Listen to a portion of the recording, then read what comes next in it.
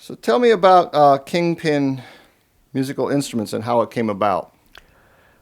Well, I always wanted a Fender String Master guitar. They're just beloved by so many steel players. Never could really afford one.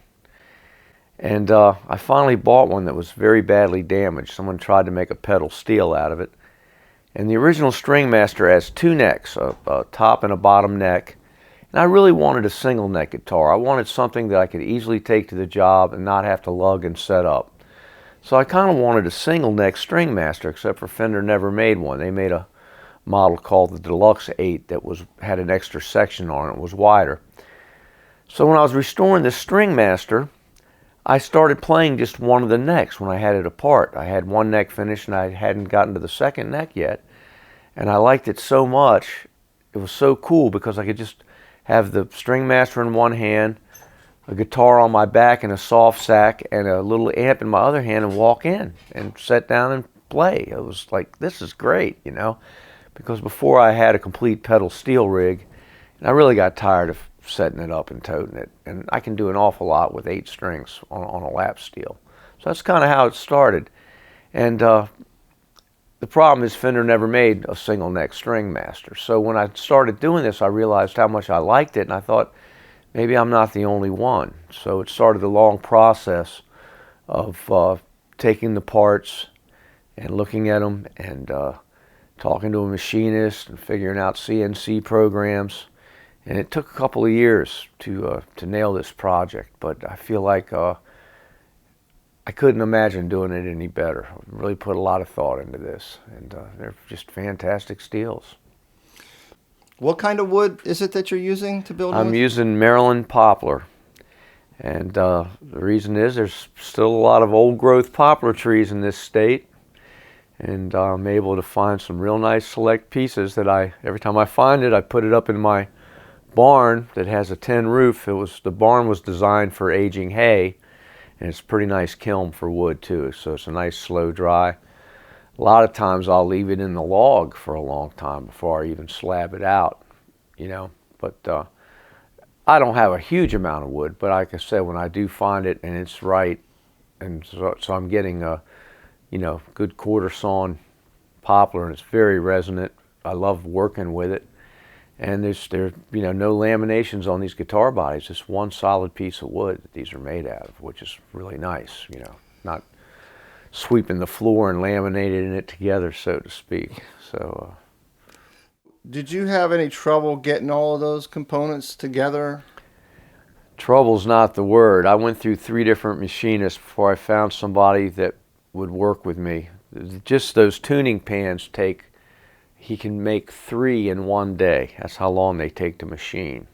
He starts with a block of stainless steel and actually machines it into this very complex tuning head that no one has really been able to reproduce very well. A lot of people have tried and come pretty close, but the original ones were stamped, and that equipment's just not around anymore. And the original dies, I believe, are in Japan now. Fender still has the things to do it, but again, it's kind of like, Gretsch buying Showbud and stop making steel guitars. I mean, there's just not enough market for them to go into production on these things. That's what kind of makes it fun. I feel like, I'm in an area maybe that's been thrown aside, and it's fun. I'm making something that very much the way it was made back when. Well, tell me about this case that you're building. It's very unique looking. Being a carpenter during the day and house restorer, I have a lot of leftover pieces of poplar, mainly poplar. I use a lot of poplar because it's a local wood.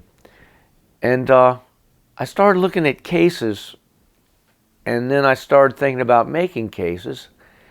And then I remember seeing some video footage of cases that were just made kind of like almost like jewelry boxes. And I had seen them for cameras and different other things besides musical instruments. I thought, that's really cool. I'll make a really nice wooden case with rabbited edges. You close it up, it's all airtight. and I upholstered the inside with a nice lush crushed kind of velvet material, and it looks like just a really nicely made, box. And then on the top panels and the bottom panels, I put burlap on the panel and then lacquered the burlap so it would get that nice aged look. So it kind of has a pretty cool, again, a vintage vibe to it. Have you done any recording with them yet? I have. I've started recording with them, and I started playing. I played one out this week, and I did a concert at Calvert Marine Museum, and I brought one out, and it was very, very much fun. I'm playing the prototype more than I'm playing the ones I'm selling, because if I scratch them or damage them in any way, I'm back to buffing. I might have to take it apart and refinish it again. So I've been very careful with the ones I'm selling to get them together, get the new strings on them, test them, and keep them new. What's the most significant selling point of the instrument? You won't find another one like it, and every one of them's unique. Hand finished nitrocellulose lacquer, block sanded down to 2000 grit and polished, stainless steel components that have been buffed and polished, hardware. The best brass shaft, pots, electronics, just everything is just the best I could get my hands on. And also, not only that, but has the complete feel of something that was made in, say, 1958, 1964. It has that vibe. You look at it, and you know as soon as you put your hands on it that it is something stout and different and well made and handmade. So, it's a very niche market. But I think once somebody it's kind of the difference between picking up a pre-war Martin and picking up a new one. Not that there's anything wrong with a new Martin. They make great guitars. But I'm just saying it's a certain kind of person that just knows when they feel that mojo, and that's what they're looking for.